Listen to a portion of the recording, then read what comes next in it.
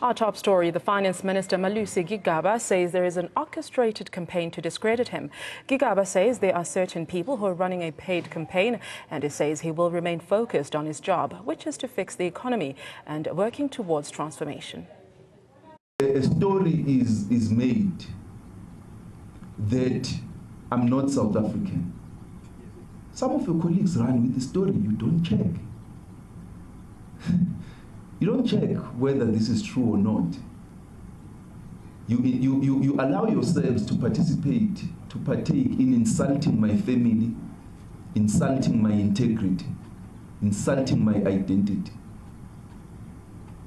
And an allegation is made that my father wasn't South African. May his soul rest in peace. But you run with the story, you don't even dare to check. It could be, as with regards to all the other stories that are being run, and the Director General of Home Affairs can explain to you.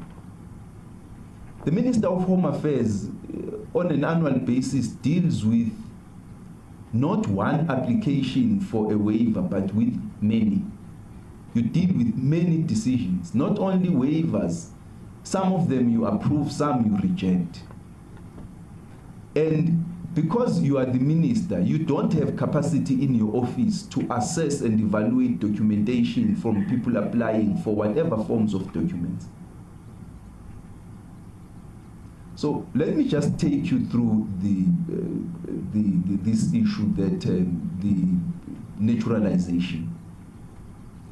These people applied for naturalization in 2008 when someone else was minister of or they obtained their permanent residence in 2008 when someone else was Minister of Home Affairs.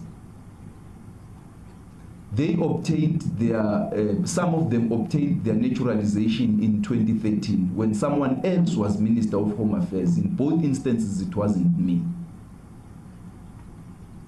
Then the issue is raised that a number of arguments are raised, including that they are highly invested. Secondly, that you grant permanent residence to a father but not the wife.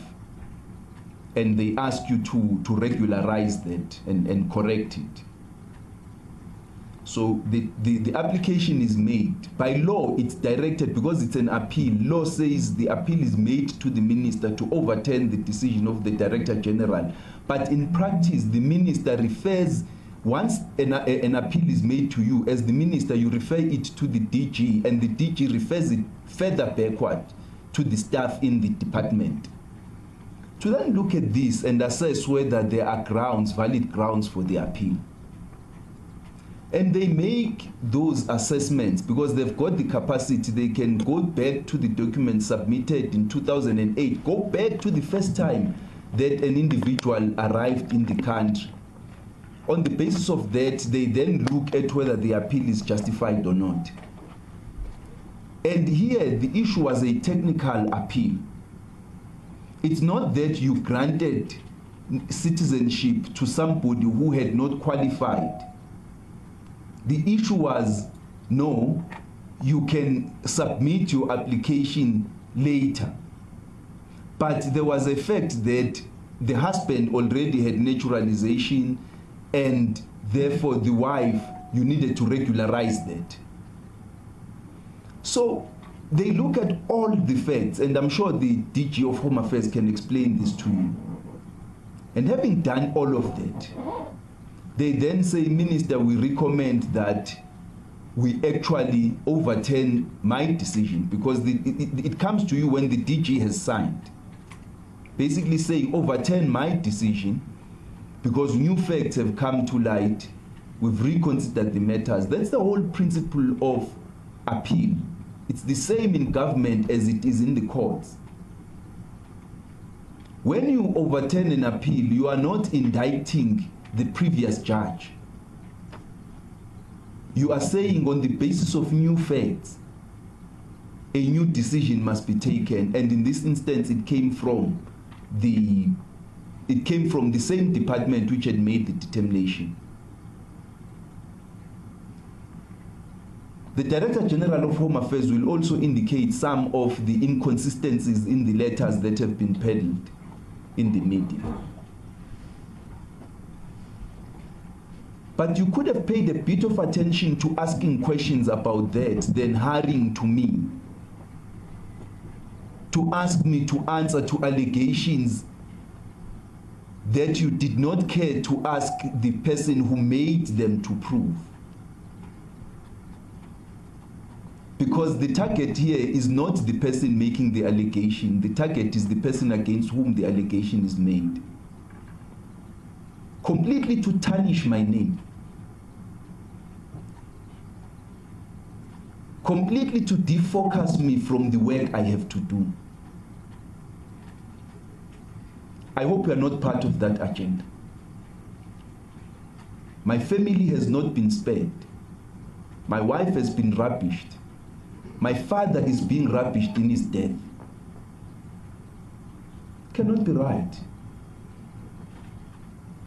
It just simply cannot be right. And I'm sure that when the public protector looks at all of these issues, now that the matters are at the hands of the public protector, let us trust that she will do a thorough job so that we can get to the bottom of the matter, so that when we talk about the urgent issues of the economy, we don't get diverted to allegations that have not been proved, where anybody can jump around making an allegation. It would seem to me, you say, it would appear that the Guptas have benefited.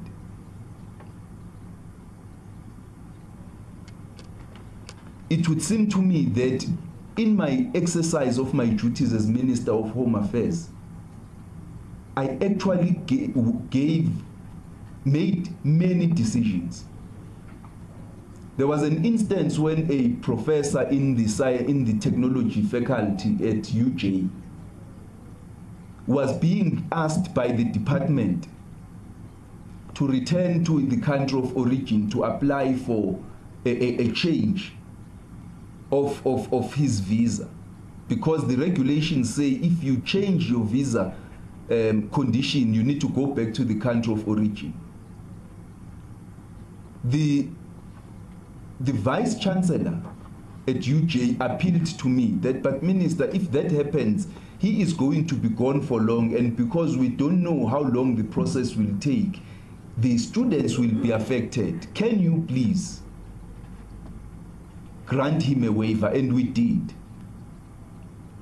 There was a teacher in Limpopo teaching critical skills, critical subjects. The Department of Home Affairs said we can't grant you permanent residence because you are not employed full-time. And the Department of Basic Education in Limpopo said we can't employ you full-time because you don't have permanent residence. Now the guy is here stuck between the two departments. My decision was, DG of Home Affairs, call the head of Department of Basic Education in Limpopo, resolve this issue to grant this teacher permanent residence so that they can teach. Because if they were to leave the country, it's South African children that are going to be affected. You haven't bothered to ask how many other such decisions have been made by you in the conduct of your duty, by your predecessors and by your successors. You will be surprised to know that there are many such decisions. And I'm sure that the Department of Home Affairs will give you relevant information. I think what we need to do now is to allow the public protector to do the work that she has to do. She will be furnished with all the support she needs and documentation she needs, so that I know that the campaign against us will continue. It's a campaign. It started at the very appointment on the 30th of March. It's a campaign. There are people paid to run this campaign, and they will run this campaign whatever the facts. The issue is not the facts. The truth just stand in the way, inconveniently stand in the way of a good story. So we will remain focused on our work. We will not be dissuaded from implementing our work and focusing on transformation.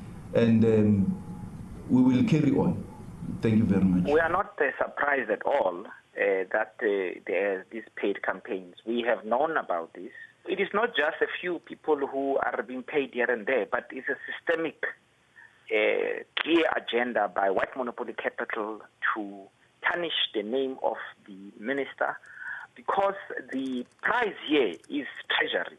They don't want Minister Gigaba there because he was appointed by the president. For the first time in South Africa, we must remember, a Minister of Finance has been appointed without the approval of white monopoly capital. Even the white-owned media, up to, say, 6 months ago, they had maintained some kind of ethics, journalistic ethics. All this has now gone. There's no longer any pretense of objectivity. Those that they regard, white monopoly capital, once it regards you as a threat to its interest, it organizes to attack you, your family, yourself. We have reached a very low point in the South African politics, and the battle really is around radical economic transformation. Clearly, white monopoly capital is fighting back. This is a fight-back strategy. Minister Malusi Gigaba was indeed not welcome from day one when he arrived, because he was not the choice or the decision of white monopoly capital.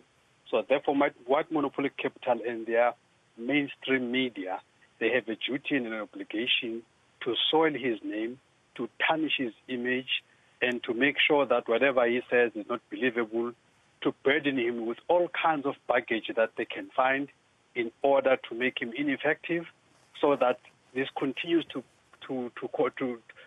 support a narrative that says the decision by President Jacob Zuma was not the right decision.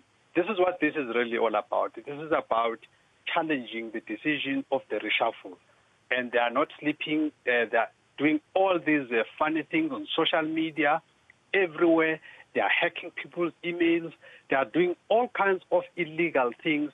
They are doing all kinds of economic terrorism, all kinds of things, simply because President Zuma played one up on them, and they're trying their best to recover from a setback that President Zuma has put them. Well, as to who might be paid to go and run a campaign against him, for me, that is immaterial. But I would say welcome to the real world, Minister Malusi Gigaba, particularly in the portfolio that you hold. It is therefore not advisable that the minister should be calling a press conference to explain any decisions that he has taken which were lawfully his duty to do so in his previous portfolios, because you can clearly see that they are nothing but a ruse to distract him from the very important matters that he needs to be taking into account. He has got an urgent job to fix this economy, and the decisions that he has to take to fix this economy, unfortunately, are of such nature that he's going to earn more enemies. So if anything, there's going to be a legion of people who will do everything to distract him from having to take the hard decisions that we require to fix this economy, because at the moment it benefits them to have the current state of affairs. So he needs to effectively realize that that portfolio, it comes with a package of being in all shapes or form. Many people attempt to assassinate his character. So every time there is an allegation, he's going to try and come to the media to explain himself. Unfortunately, they have him where they want him, and they will unleash more so-called allegations and scandals in order to make sure that he never focuses on the real job.